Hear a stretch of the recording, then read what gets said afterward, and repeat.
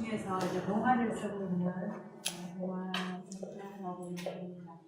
저는 이제 좀 오래전에 아동문학평론에서 아동 소설로 당선이 되었고, 그러다가 한참 만에 올해 2019년 대전대교 신춘문회에 필성 채원거라는 작품으로 동화가 당선이 되었어요. 알다시피 이제 대구공항이 있고, 또 그게 불로 전통시장이 있고, 또 이제 그 뒤로 가면은 그 고궁분이 있어요. 오래된. 이제 거기를 늘 이제 제가 왔다 갔다 하면서 여기에 시장 안에 살고 있는 아이들에 대한 관심을 조금 가지게 되었어요. 그래서 그 시장 안에 살던 아이들이 공군부대를 바라보며 어떤 꿈을 꾸었을까.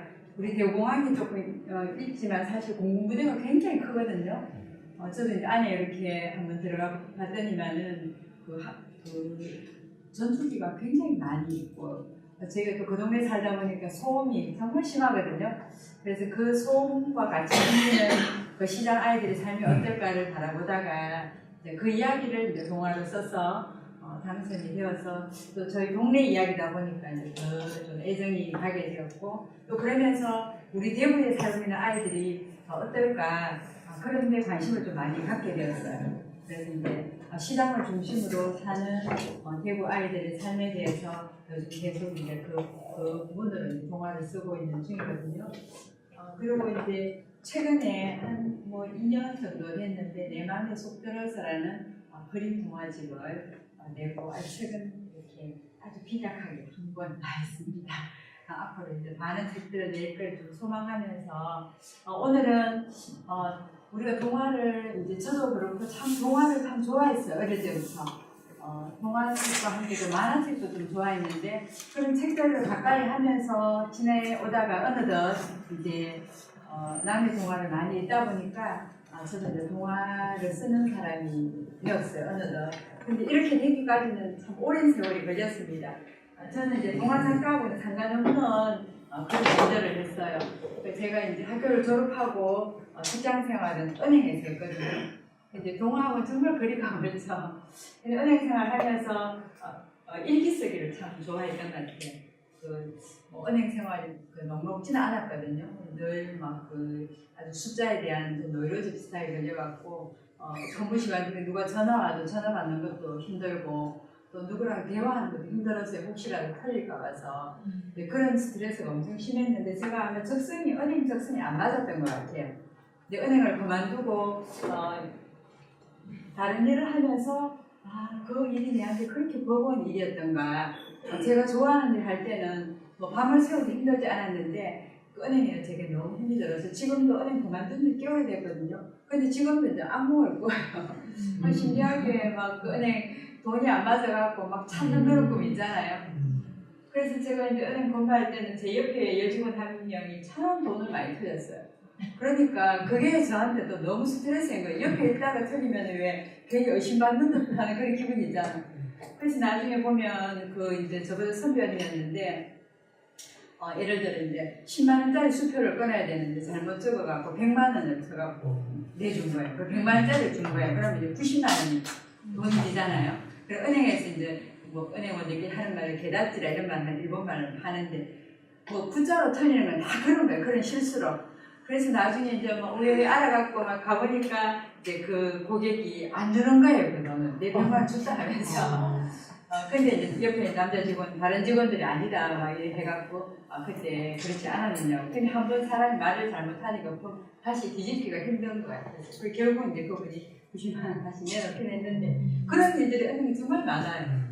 그러다 보니까 그게 스트레스가 됐는지, 그거는 은행은 이제 쳐다보기도 싫고 저는 이제 동화만 좋아하는 그런 사람이 되다 보니 지금은 동화 가까이 산다는 게 너무 행복하고, 또 어린아이를 더 사랑하게 되는 것 같고, 또 나라에 대한 걱정도 사실은 건강한 쪽으로 걱정을 또 하게 되고, 이런 마음을 갖게 된 것 같아요. 그래서 오늘 이제 동화에서 얻는 삶의 지혜, 저는 이제 제 개인적으로는 동화에서 정말 삶의 지혜를 많이 얻었던 것 같아요. 이 지혜란 것이 겉으로는 바뀌고 이렇게 달라진 건 없지만 제 내면 속에 세상을 바라보는 세계관이 굉장히 너그러워지고, 또 이해심을 갖게 되고 그리고 함께 아파해야 할 일들에 대해서는 정말 함께 아파하는 그런 마음을 제게 준 것 같아요. 그래서 우리가 그럼 그런 일들에 대해서 우리가 어떻게 대처해야 될 것인가 하는 그런 지혜도 조금씩 얻게 되면서 이 일이 정말 너무 행복하다는 생각을 가면 갈수록 더 하게 되는 것 같아요. 또 우리가 이제 잘 아는 거 유명한 그 컴퓨터 부자 있잖아요. 빌 게이츠라는 사람 있잖아요. 그분의 아버지나 할아버지가 아이들을 양육할 때는 예를 들어 우리가 이제 자녀를 양육할 때 뭐 이렇게 넌 성실해야 돼, 넌 정직해야 돼 이런 말 우리는 이제 좀 직설적으로 하는 경우가 있거든요. 근데 그분들은 절대 그런 말을 직설적으로 하지 않았더라고요. 만약 정직을 가르치려고 그러면은 정직이 나오는 그 정직에 관한 걸 이야기하는 동화책을 가지고 와서 아니면 뭐 우화를 가져와서 다 읽어주고 너 이거 읽어보니 어떤 생각이 드니? 그래서 그 아이 입에서 정직에 대해서 말을 하도록 조금은 천천히 걸리지만 그렇게 해서 자녀들을 양육한 그 부모들을 볼 때 우리가 이제 어른도 꼭 동화를 읽어야 된다는 생각을 해요. 그래서 동화는 어린이만 읽어서 그냥 너희들 알아서 해라 이게 아니고 어른들과 함께 읽으면서 그 이야기를 같이 할 때 아이들이 자기 혼자만 읽어서 얻는 지혜보다는 이제 부모님과 같이 나누면서 얻는 지혜가 더 배가 되는 그런 경우도 주위에 많이 볼 수가 있어요. 그리고 우리 어르신들도 이제 손자, 손녀들 볼 때 정말 이렇게 마음이 조금 이렇게 가득 차지 않는 부분들이 있잖아요. 그럴 때 같이 동화를 읽어보는 것도 정말 좋은 것 같아요. 그 최근에는 우리 도서관이 얼마나 좋습니까?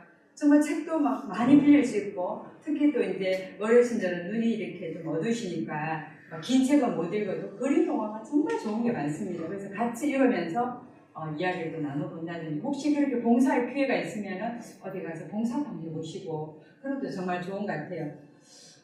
그래서 저는 이제 오늘 우리가 사는 이 세상이 현실적으로 지금 어떤가 그래서 왜 동화가 필요한가를 조금 알아보고 그런 세상에 어떤 동화가 우리의 지혜가 되는가 예를 들어서 제가 동화 두 편을 가져와 봤거든요. 같이 한번 보도록 할게요. 우리가 사는 세상이 참 행복하지가 않습니다. 우리가 크게 보면 세상은 병들어 있다. 저는 이렇게 생각을 해요. 그래서 우리가 병든 세상에 살고 있는데 크게 보면 전쟁의 소식이 끊이지 않습니다. 우리나라는 뭐 오래전에 전쟁이 끝나서 지금은 전쟁이 없는 나라이지만 뭐 아프리카라든지 서남아시아 저쪽에는 여전히 전쟁이 많고 내전이 심해서 그 난민 아이들의 그 아픔도 우리가 뉴스로 접하잖아요. 그죠? 정말 끊이지 않는 것 같고요. 또 우리가 사실 눈에 보이는 전쟁이 아니더라도 눈에 보이지 않는 전쟁들이 정말 많습니다. 공부에 대한 전쟁도 마찬가지고 또 경제적인 문제 때문에 겪는 여러 가지도 또 따져보면 전쟁일 수가 있거든요. 이런데 우리 아이들이 이제 시달리고 있다는 거예요. 그래서 우리가 이제 그 시리아 난민 아이들 이런 이야기를 보면 정말 그 아이들이 피해 당하는 모습을 보면 정말 막 너무나도 안타깝고 그 아이들에게 한 줄의 동화가 무슨 힘이 될까 이런 생각을 해봅니다. 근데 이런 일들이 일어나기 전에 어른들에게 만약 그 전쟁의 원인을 제공했던 그 어른들에게 좀 어떤 마음들이 준비가 됐다면 이런 전쟁도 쉽사리 일으키지 않았을 거라는 생각을 해요. 그래서 이런 전쟁의 소용돌이 속에 우리 아이들이 살고 있다 생각하면 물 건너 이야기라 그래서 남의 이야기처럼 우리가 느끼지 않잖아요. 만약 우리 아이가 그런 가운데 또 우리 어르신들 중에 직접 경험하신 분들도 계신다면 이 전쟁의 공포는 충분히 느끼실 수 있을 생각을 해요. 그 다음에 그 병든 세상 중에 이제 이 친구는 우리나라 아이는 아닌데 기근, 굶주림에 시달리고 있는 친구들이에요. 우리나라에 요즘 뭐 누가 배고픈 사람이 있을까라는 이야기를 하잖아요. 정말 우리나라는 많이 좋아진 것 같아요. 근데 전 세계적으로 볼 때 우리나라는 전체 세계 인구에 비해서 우리는 굉장히 잘 사는 나라라고 그래요. 그래서 우리는 뭐 이런 일이 없다고 생각하지만 우리가 굶주림에서 해방된 게 그렇게 어르신들 오래되지 않았죠. 저도 이제 초등학교 다닐 때 우리 학교에서 그 미국에서 나온 구호 물품 옥수수 빵 먹었거든요. 그 저희 위에 이제 오빠들은 가루 먹었어요. 그래서 저는 이제 빵을 먹었는데 그게 불과 뭐 얼마나 됐습니까? 지금은 이제 많이 먹어서 달라는 그런 세상이 되어버렸는데 아직도 이런 친구들이 있다는 거예요. 이 병든 세상이 저는 소외라는 생각을 합니다. 외로움. 그래서 참 외롭게 살아가시는 분들이 주변에 좀 계세요. 근데 이제 여기는 어르신이 계시지만 우리 아이들도 참 외롭게 살아가는 애들이 있거든요. 어쩌면 이제 이게 더 무서운 병일지도 몰라요. 이 외로움이라는 병이. 그래서 우리 아이들도 마찬가지로 이제 이렇게 살아가고 있다. 어르신들도 그렇고 모두가 외롭고 아프고 이런 상황이에요. 저는 이 이제 병든 세상은 가족의 해체라고 생각해봤어요. 사실 우리 주변에 정말 이제 이런 문제가 심각한 건 뭐 저희 눈으로 막 볼 수 있어요. 그 제가 이제 중학생들 수업을 이렇게 들어가 보면 생각보다 그 부모님이 안 계신 아이들이 정말 많아요. 그리고 조금 더 이제 중심부에서 벗어난 학교에 가보면 할머니, 할아버지가 키우는 친구들이 참 많거든요. 근데 보기는 애들이 다 이렇게 그냥 건강해 보여요. 밝아 보이는데 이제 표시를 안 하는 거죠. 근데 들여다보면 아픈 아이들이 진짜 많아요. 그래서 이것도 참 문제 중에 하나입니다. 우리 아이들 건강하게 살아야 되는데 몸도 건강해야 되지 마음이 건강하게 살아야 되는데 그렇지 못해서 걱정이에요. 이건 이제 환경오염이라고 말할 수가 있겠죠. 그냥 쓰레기를 제가 이렇게 가져왔는데 사실은 눈에 보이지 않는 엄청난 우리 오염, 요즘 미세먼지 때문에 얼마나 심각합니까, 그죠? 오늘 아침에 뉴스 보니까 얼마 전에 일본의 후쿠시마 원전 때문에 이제 시끄러웠던 그게 뭐 이제 풀어줘야 되나 말아야 되나 이런 이야기 나오는데 우리가 사실 먹거리에 대해서도 정말 고민스러워요. 그래서 일본에 한번 갔더니 일본 사람들은 자기들 그 먹는 거에 대해서 정말 철두철미하대요. 근데 이제 아베 정권이 들어서면서 계속 이제 정권을 좀 장기 집권하고 있는데 그분이 지금 올림픽을 준비하고 있어갖고 굉장히 이제 이런 거 이야기를 잘 안 해요. 그래서 이제 일본 사람들도 좀 둔해지고 있다는 이런 이야기를 하던데 그래도 그나마 그분들은 굉장히 자기들 먹거리는 다르게 하려고 애를 쓰는데 이제 우리가 문제인 거죠. 근데 이게 그 오염물질이 뭐 미국 서부까지도 또 내려간다, 호주까지도 또 내려간다 이러니까 우리가 마음 놓고 먹을 수가 없는데 우리 아이들이 이제 어떻게 될까봐 사실 좀 걱정해. 뭘 먹고 어떤 공기를 마시고 살아야 되나. 오늘은 바깥에 공기가 좀 좋았어요. 하늘에 구름도 막 보이고 여기도 오니까 산이 막 이렇게 있어 너무 좋은데 오늘은 정말 너무 반갑고 감사한 마음이 막 생기더라고요. 우리 아이들이 살아갈 이 병든 세상이 굉장히 힘들어요. 그럼 이런 세상 가운데 우리가 사람답게 살기 위한 지혜가 참 여러 가지가 있어요. 우리가 말로는 참 잘합니다. 이거 뭐 정직해야 되고 공감해야 되고 희생도 해야 되고 용서도 필요하고 배려나 사랑이나 봉사 다 필요한데 이걸 모르는 사람이 누가 있겠습니까? 그죠? 그래서 사실 저도 앞에서 누구 이야기할 때 이런 이야기 할 때 별로 호감이 안 가요. 그거 몰라서 못하는 게 아니기 때문에. 근데 정말 한 가지라도 내가 실천할 수 있다면은 그 희생이 진짜 희생이잖아요. 대단한 희생보다는 진짜 이번에 왜 강원도 산불 일어났을 때 그 평택에 있는 학생들이 수학여행을 하더라고요. 근데 그 아이들 타는 그 버스가 불이 붙었는데 그 아이들이 하나같이 질서정연하게 그 선생님들이 그 아이들을 다 이렇게 해서 아무 그거 없이 뭐 상함이 없이 그렇게 애들 정상적으로 이제 다 귀가 조치를 하고 그 버스 한 대는 불이 타버렸대요. 그런 거 볼 때 거기에 누군가가 뭐 신문에 뭐 뉴스에 나오지 않았지만 그 선생님들의 어떤 그 커리큘럼 아니면 그 매뉴얼대로 뭔가 해줄 거예요. 그죠? 그게 희생도 있었을 테고 여러 가지 배려나 사랑이 분명히 있었을 겁니다. 이제 그런 것들 우리 사회에 정말 많이 있어야 되는데 좀 그렇지 못한 게 이제 문제예요. 이런 지혜를 애들 보고 야 너가 이럴 때 배려해야 돼. 뭐 학교에서 이런 거 배려해야 돼. 이런 말하지만 우리 친구들은 그 배려랑 그 말들과 배려를 몰라요. 엄마나 또 어른들이 선생님이 먼저 배려하는 모습을 보여줘야 돼요. 그 아이한테도 배려해줘야 돼요. 그래 이게 배려구나 알잖아요.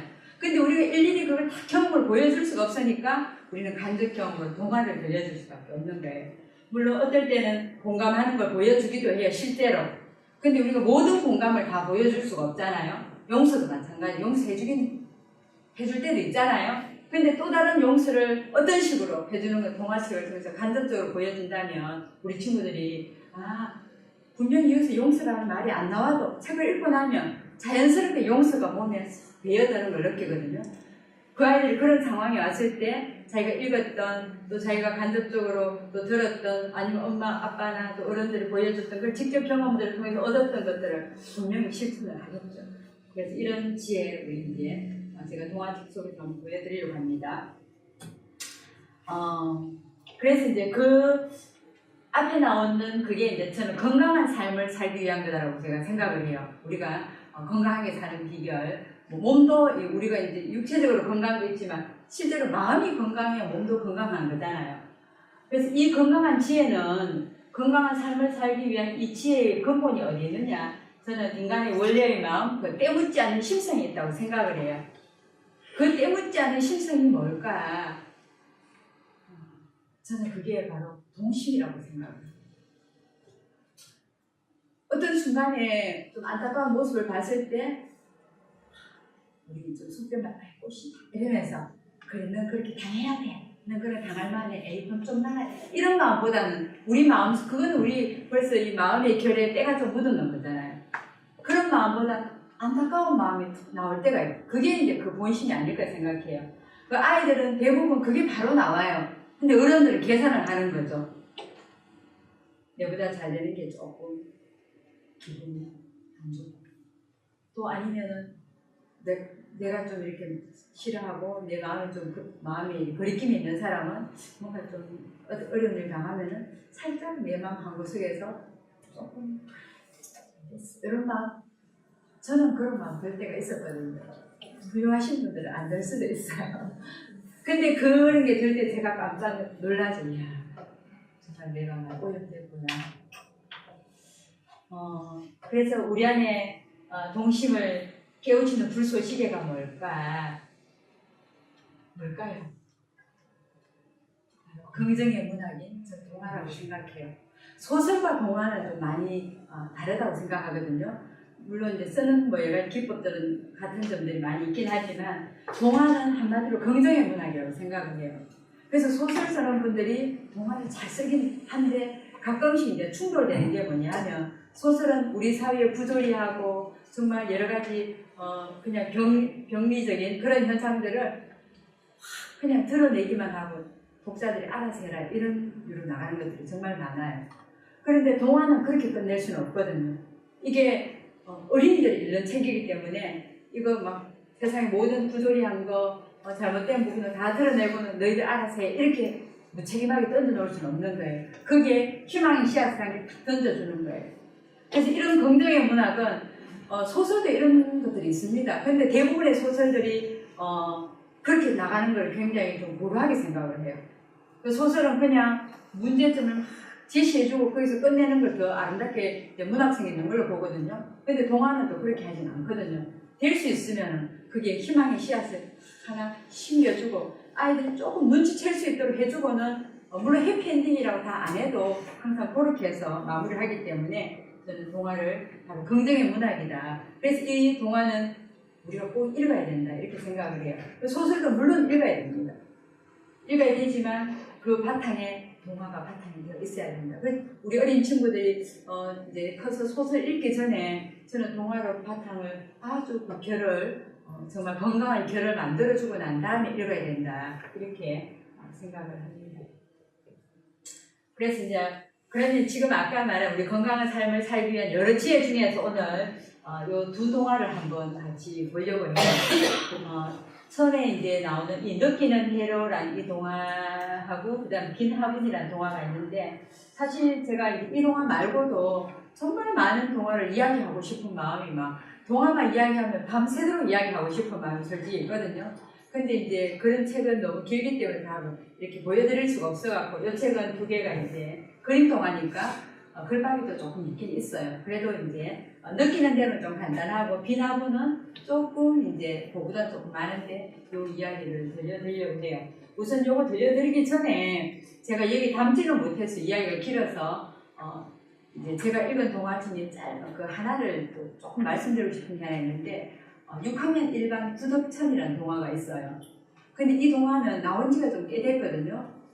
이제 어떤 점에서 이 동화가 참 제 마음을 사로잡았냐 하면 덕천이라는 아이가 굉장히 어려운 가정에서 덕희라는 동생이 있는데 그렇게 자라요. 근데 특히 눈에 이 오빠는 너무 마음에 들지 않거든요. 일단 공부도 못하고 말도 잘 못하고 학교에서 그냥 밉상이고 그래서 아이들한테 인기가 별로 없어요. 그런 덕천이가 어떻게 하다가 학교 친구들하고 이제 그 왕따 문제를 얽혀갖고 막 혼자 속상해가 나오다가 어떤 친구 때문에 막 도망을 가다가 교통사고를 당해 죽게 돼요. 근데 동화에서 죽는 게 잘하는데 그 동화는 죽어요. 그래서 그걸 읽으면 이 덕천이는 너무 가슴이 우리가 아픈 거예요. 덕천이 마음을 몰라주는 사람들 그리고 원망스러울 수가 없어요. 그런데 그 일단락이 덕천이가 죽는 그 일단락이 끝나고 나면 덕희 입장에서 또 동화가 쓰여져요. 앞에는 덕천이 입장에서 그 다음 두 번째는 덕희 입장에서 그 덕희가 정말 못됐거든요. 세상 오빠를 어떻게 오빠를 무시하고 그런 거 우리가 막 화가 나요. 근데 덕희 입장에서 보면은 덕희가 좀 이해가 되는 거예요. 우리가 독자로서는 그 덕희가 그럴 수밖에 없는 거에 대해서 그 오빠의 그 어리숙하면서 무능력, 결단력이 없고 자기 주장이 없는 그것들에 대해서 덕희가 얼마나 스트레스를 받고 힘들어하는지를 동생이면서 더 누나같이 힘들어하는 걸 보거든요. 딱 그걸 읽고 나면 그 다음에 이제 세 번째 단락이 뭐가 나오냐면 덕천이를 죽게 만든 원인을 제공한 아이가 나와요. 그 아이 입장에서 또 이야기가 나와요. 그 이 아이는 덕천이를 굉장히 이제 구박하거든요. 그러다가 이제 얘가 막 얘를 덕천이를 잡으러 가는 와중에 오토바이가 지나가는데 덕천이가 죽는데 그 이후에 얘가 너무나도 정신적으로 압박감, 죄책감이 시달려요. 그래서 우리가 이제 1달락, 2달락까지 다 읽고 나면은 정말 덕천이와 이 두 형제를 그냥 불행하게 만든 이 친구가 너무너무 우리가 마음이 정말 원망하는 마음이 막 생기더라고 읽어보니까. 근데 이 아이 입장에서 읽어보니까 이 아이가 너무나도 그 이후에 이제 물론 그 행동은 굉장히 나빠요. 근데 이 사람조차 나쁜 건 아니라는 걸 우리가 알게 돼요. 그래서 이 아이가 막 그 이후에 모든 사람들한테 손가락질 당하면서 범죄자라고 막 낙인 찍히고 어느 학교도 적응 못하고 또 다음 학교로 전학 가고 막 그런 와중에 결국은 이제 어떤 한 선생님을 통해서 이 아이가 용서함 받는 거에 대해서 자유함을 누리게 되는 그런 이야기거든요. 이 책을 다 읽고 나면 그 동화 작가가 참 폭넓은 마음을 가지고 썼다는 걸 알 수가 있어요. 근데 만약에 우리 아이가 이제 아이들이 이 책을 읽었을 때 우리가 덕천 입장에도 써보고 덕희 입장에도 써보고 그 다음에 그 원인제 그 아이 입장에서 써보면은 정말 우리가 사람을 미워할 수 없다는 걸 알게 돼요. 그 아이 행동은 너무나도 나쁘지만 사람조차 미워해서는 안 된다는 걸 우리가 알거든요. 근데 우리 친구들이 이제 어린이들이 이 책을 읽었을 때 그런 마음, 상대를 이해하는 마음을 얼마나 가질까 굉장히 긍정적으로 작용할 거라고 생각을 해요. 그리고 동화를 읽다 보면은 정말 마음의 눈을 키워요. 우리가 사람을 볼 때 보이는 것만을 판단하지 않고 저 사람 마음이 어때서 저랬을까 하는 그런 것들을 키워주니까 좀 속 깊은 아이가 될 수도 있다고 생각을 하거든요. 그래서 그건 장편 동화였는데 그런 동화도 이제 우리한테 많은 걸 일깨워줬다는 생각이 들고요. 우선 느끼는 대로 한번 읽어보겠습니다. 피터 레이놀즈라는 외국 작가가 이제 그림도 그리고 글도 썼어요. 근데 제목을 딱 보니까 느끼는 대로 하면서 이렇게 굉장히 자유롭게 가죠. 그래서 느낌이 정말 느낌대로 가는 것 같아요. 아이가 붓을 들고 있고 제가 한번 읽어보겠습니다. 레이먼은 그림 그리기를 좋아했어요. 언제나 침대에서 그림을 그려요. 우리가 이제 예를 들어 우리 친구들이 침대에서 그림을 그린다든지 딴 거 하면 막 침대에서는 잠만 자야 된다 이거 강요하는 건 조금 아니라고 생각해요. 정말 좋아하는 게 할 수 있다고 생각하고 우리 어릴 때 밤늦게 이불 속에 들어가서 엄마가 책 읽지 마라 그럴 때 막 이불 뒤집어 쓰고 책 읽어 눈 시력도 좀 가고 했던 것들이 시력은 좀 갔지만 우리 인생을 조금 행복하게 만들어줬던 것 같아요. 그래서 얘는 언제나 저렇게 그림을 그리고 싶을 때는 그린 거예요. 무엇이나 보이는 대로 다 그렸어요. 어디서나 화장실에 앉았어도 다 그렸어요. 그렸지요. 어느 날 레이먼은 꽃병을 그리고 있었어요. 형 레온이 어깨너머로 레이먼의 그림을 들여다 보았지요. 도대체 뭘 그리는 거야? 형은 웃음을 터뜨리며 물었어요. 이 형의 웃음은 동생을 격려해주는 그런 웃음 같지는 않아 보여요. 근데 저 뒤에 보면 문 있는데 누가 빼꼼 쳐다보고 있죠? 예. 누가 있어요? 레이먼은 아무런 대답도 할 수 없었어요. 그냥 그린 걸 마구 구겨서 휙 던져버렸어요. 형의 비웃음이 레이먼의 머릿속에서 떠나지 않았어요. 레이먼은 뭐든지 똑같이 그려보려고 했어요. 하지만 잘 되지 않았어요. 그리고 지금 엉망이 되어 있어요. 다 버린 이만큼 됐어요. 시간이 흐르자 구겨진 종이들이 자꾸자꾸 쌓여갔어요. 이제 안 해! 레이먼은 연필을 내려놓았어요. 여동생 마리솔이 그런 레이먼을 지켜보고 있었어요. 너 뭐야? 레이먼은 괜히 심통을 부렸어요. 오빠 그림 그리는 거 보고 있었어.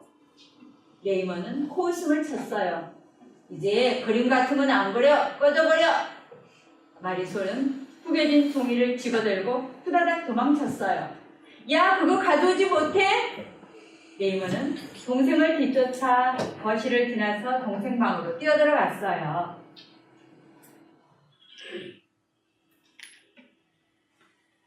레이먼은 막 소리를 지르려다가 그만 입을 다물고 말았어요. 그동안 구겨버린 그림들이 벽에 가득 붙어 있었거든요. 내가 제일 좋아하는 그림이야. 마리솔이 그중 하나를 가리키며 말했어요. 꽃병을 그렸는데 꽃병처럼 보이지 않아. 레이먼이 말했어요. 그래도 꽃병 느낌이 나는걸. 마리솔이 큰 소리로 말했어요. 꽃병 느낌이 난다고? 레이먼은 가까이 다가가서 보았어요. 그리고 다른 그림들도 모두 꼼꼼히 살펴보았지요. 지금까지와는 전혀 다른 눈으로 말이에요. 정말 그렇구나. 레이먼은 즐겁고 신이 났어요. 느끼는 대로 그리고 싶은 것들이 머릿속에 자꾸 샘솟았거든요. 레이먼은 다시 그림을 그리기 시작했어요. 손 가는 대로 쓱쓱 그렸지요. 조금도 망설이지 않고요. 레이먼은 자기 주위에 펼쳐진 세상을 그리고 또 그렸어요. 느끼는 대로 그리는 건 아주 근사한 일이었어요. 레이먼은 공책에 가득 그림을 그렸어요. 나무 느낌, 집 느낌, 배 느낌, 오후 느낌, 물고기 느낌, 해 느낌. 레이먼은 감정도 그릴 수 있다는 걸 알게 되었어요. 평화로운 느낌, 바보 같은 느낌, 신나는 느낌. 느끼는 대로 그림을 그리면서 레이먼은 느낌을 닮은 글을 쓰게 되었어요. 시인지 아닌지는 모르지만 시느낌이 나는 글이었지요. 본다, 보내 본다, 꿈에 본다, 보내 가네 커다란 진행. 말도 안 되는 것 같지만 지금 하고 있는데 느낌대로. 어느 봄날 아침 레이먼은 아주 굉장한 느낌을 받았어요. 어떤 글이나 그림으로도 붙잡을 수 없는 느낌이었지요. 그래서 레이먼은 붙잡지 않기로 했어요. 그냥 그 느낌을 마음껏 즐겼어요. 레이먼은 그 뒤로도 오래오래 느낌이 가득한 삶을 살았답니다. 이게 이야기 끝인 거예요. 어린이가 읽을 동화가 맞나 이 생각해봤어. 이건 어른들이 읽어야 될 동화인 것 같아요. 그죠? 여기에 마리솔과 형이 나오잖아요. 근데 우리 이제 이 레이먼이 아마 이 작가 이야기 같아요. 이 작가가 그림도 그리고 글도 쓰잖아요. 자기 이야기 같은 느낌이 드는데 이 레이먼한테 만약에 동생이 없었다면 그냥 이 아이는 거기서 끝났을 것 같아요. 근데 그 어린 동생, 그 오빠의 그림을 인정해주고 좋아했던 그 유일한 팬이잖아요. 그 친구가, 그 동생이 있었기 때문에 레이먼은 정말 느낌이 가득한 삶을 사는 아이가 되지 않았을까. 아마 이제 그 뒷이야기는 안 나오지만 이 아이는 이렇게 자라서 예술가가 되지 않았나. 그래서 아마 이 작가가 된 것 같아요. 이 피터 레이놀드라는 작가가 된 것 같거든요. 그래서 이제 우리 아이들이 어떤 일을 할 적에 엄마들이 또 우리 할머니들이 좀 힘들 경우도 있어요. 아이들이 막 천방지축으로 뛰고 이러면. 그래도 우리 마음 가운데 깊이 이것들을 인식하고 있을 때 아이들이 그런 좌충우돌하는 모습들이 그렇게 나쁘게만 보이지 않을 거예요. 어제 제가 그 조카 딸이 이제 유치원에서 올 때 제가 한번 받아줘야 될 일이 있었어요. 이제 할머니가 볼일 보러 하니까 할머니 동생이 제가 이제 갔거든요. 근데 이제 어떤 아이가 다른 아이가 이제 차에서 내려서 어제 바람이 많이 불었잖아요. 근데 할아버지가 이 아이를 봤더라고요. 그럼 이 아이가 이제 놀이터에 가고 싶어서 할아버지 조금만 놀이터 가서 놀다 보니까 할아버지가 안돼 이러는 거예요. 제가 할아버지도 좀 이해는 됐어요. 바람도 부니까 아이도 감기 들면 안 되니까. 아 이때 어떻게 지혜롭게 하면 그리고 걔가 이제 보통 애들 그 정도 하면 때는 안 쓰는데 얘는 또 때를 쓰더라고요. 그래서 막 가방, 유치원 가방을 할아버지로 막 때리면서 막 할아버지 조금만 놀다 가자니까 할아버지 안 된다 이렇게 막 계속 조금 다퉜어요. 그러다 결국은 할아버지가 놀이터 데리고 갔어요. 그럴 것 같아. 좀 어떻게 지혜롭게 해서 조금 놀게 해주는 것도 좋았을 텐데 라는 아쉬움이 조금 있던데 어쨌든 우리 아이들이 느끼는 대로 근데 이거는요 우리 어르신들께서도 느끼는 대로 사시면 돼요. 뭐 남들하고 똑같을 필요도 없어요. 내 생각 우리가 지금까지 살아오신 게 다 나름대로 연륜이 있으신데 우리가 느끼는 대로 산다 그래서 크게 범법 행위를 저지르겠습니까? 그죠? 내 마음이 자유롭단 말이에요. 누가 뭘 하든 안 하든 내 마음이 추구하는 방향대로 간다면 좀 나를 위해서 좀 더 행복해지지 않을까 하는 생각이 들어요. 그래서 이 느끼는 대로는 아이뿐만 아니라 우리 어른들도 엄마들도 그냥 어른들 읽을 동화가 아닐까 생각해요. 자, 그 다음에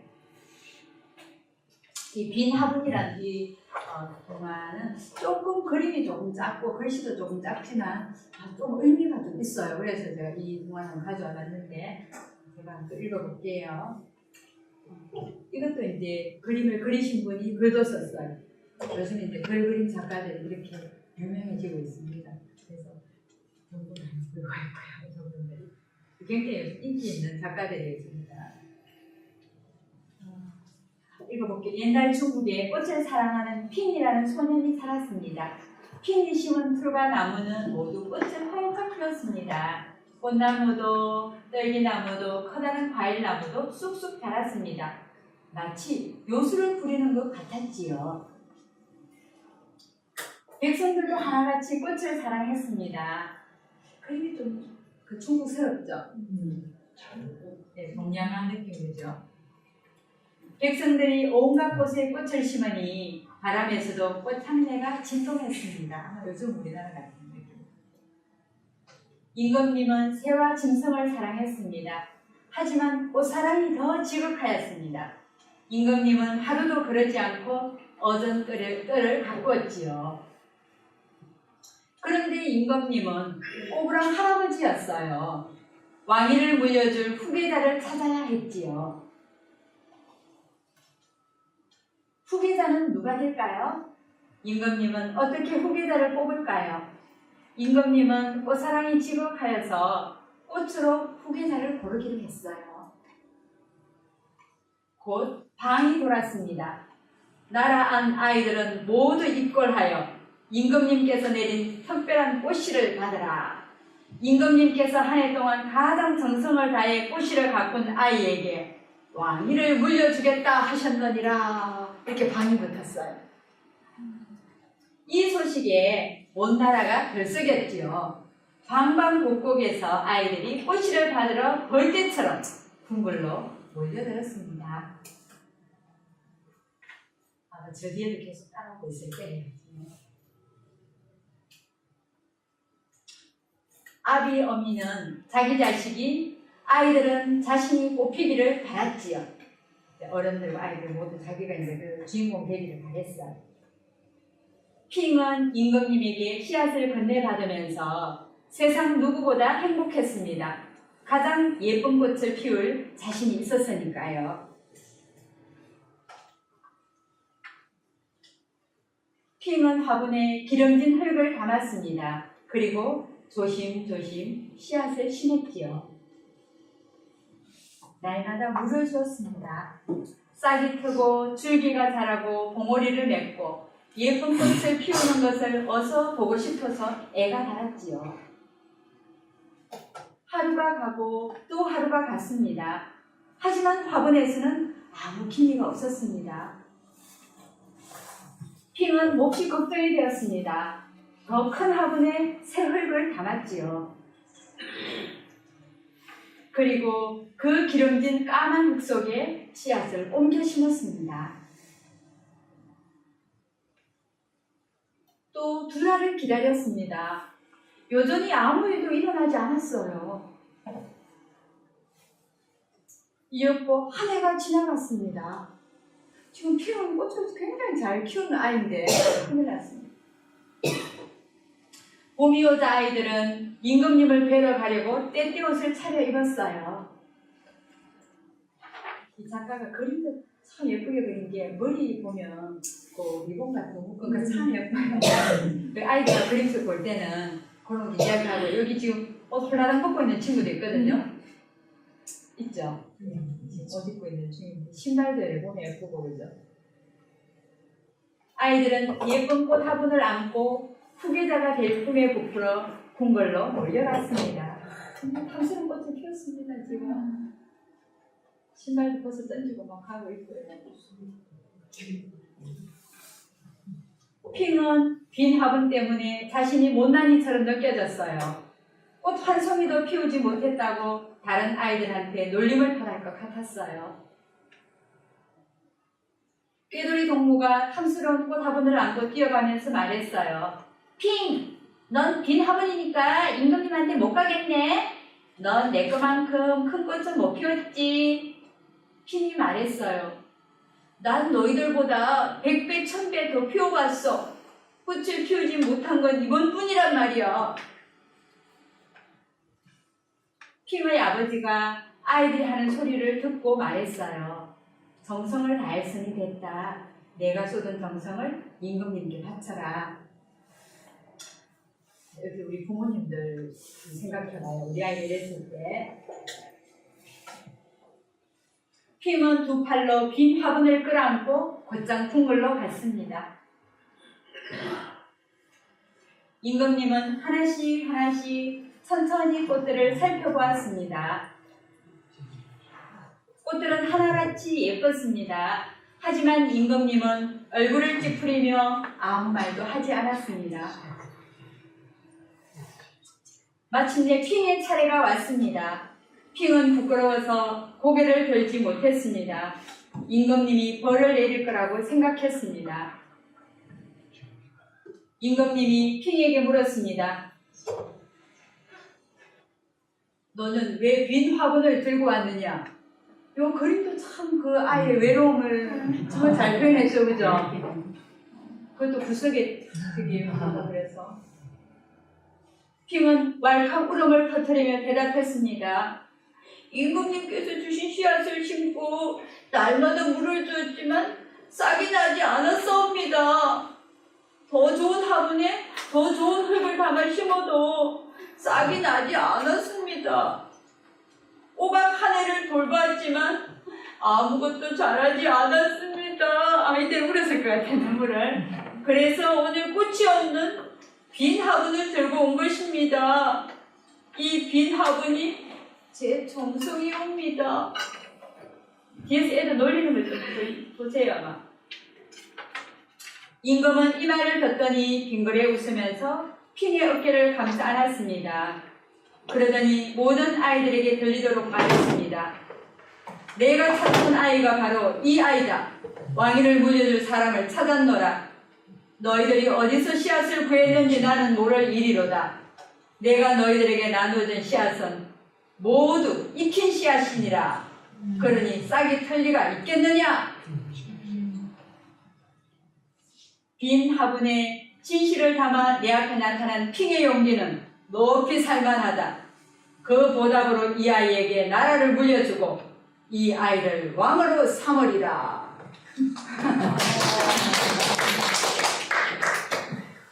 저 무엇을 말하는지 아까 전에 제가 1년 중에 저 뒤에서 정치 이렇게 말씀하신 분이 계셨어요. 아마 우리 어르신들 이제 눈치를 아마 중간쯤에 챘을 거예요, 그죠? 이제 이 책을 우리 아이와 이제 같이 읽는다면 아이들이 어떤 생각을 할까? 꽃을 피워왔는데 자기만 못 피웠을 때 그렇게 들고 갈 용기가 있을까요? 못 갈 것 같아요. 그런데 여기에 정말 중요한 분이 한 분 계세요. 누굽니까? 아버지잖아요. 네가 네 정성 다해서 그것만 가지고 가라고 격려해주는. 근데 우리가 정말 이런 어른이 돼야 될 것 같아요. 우리는 이제 결과만 보고 이야기해서 우리 아이를 우리 아이들을 좀 힘겹게 만드는 경우가 많잖아요. 근데 결국은 이제 이런 아이들이, 이렇게 정직한 아이들이 왕이 되는 세상을 또 우리가 만들어야 돼요. 근데 세상은 어쩌면은 저 뒤에 화분 키운 애들, 예쁜 꽃 키운 그런 애들 중에 뽑아서 왕자리에 앉힐 그런 병든 세상이 지금 됐단 말이에요. 그래서 정말 이거는 우리 한두 사람의 노력으로는 되지 않는 것 같아요. 모두가 정직하고 또 모두가 이렇게 정직의 그 고귀함에 대해서 알 때 핀 같은 아이들이 정말 바르게 설 수 있지 않겠어요, 그죠? 근데 우리 아이들 우리가 정직하길 바라잖아요. 우리도 정직한 사람이 좋잖아요. 근데 우리 안에 정직하지 못한 요소들이 조금 있다면 이제 우리도 이제 약간 병이 들어질 수 있어요. 그래서 우리도 이제 고쳐가야 될 것이고. 그래서 이런 동화들을 우리 아이들하고 같이 좀 읽으면 정직이라는 말 해주지 않아도 알 수 있겠죠. 만약에 뭐 아이들이 커서 이제 뭐 이렇게 청년이 되고 이랬을 때 이런 부조리한 거, 부도덕한 거, 이런 불의한 그 자리에 있더라도 정직하게 이렇게 말할 수 있는 세상은 안 되겠어요. 그래서 이런 동화를 우리가 들려주면 좋겠다는 생각이 듭니다. 그래서 이 아름다운 세상은 나 혼자만 힘으로 안 되니까 우리 모두가 힘을 써야 될 것 같아요. 근데 네가 안 하면서 왜 내보고 해라 이러면 안 되는 거예요. 내가 먼저 조금이라도 아름다운 세상이 되도록 노력을 하면 또 저 사람도 하고 그렇게 같이 누가 하길 기다리면 다 안 되는 것 같아요. 조금씩 노력하다 보면 그 아름다운 세상 우리가 누릴 수 있을 것 같아요. 그리고 우리가 누리는 그 세상을 우리 아이들, 우리 자녀들, 우리 후손들에게도 전해줄 수 있지 않을까 그렇게 생각합니다.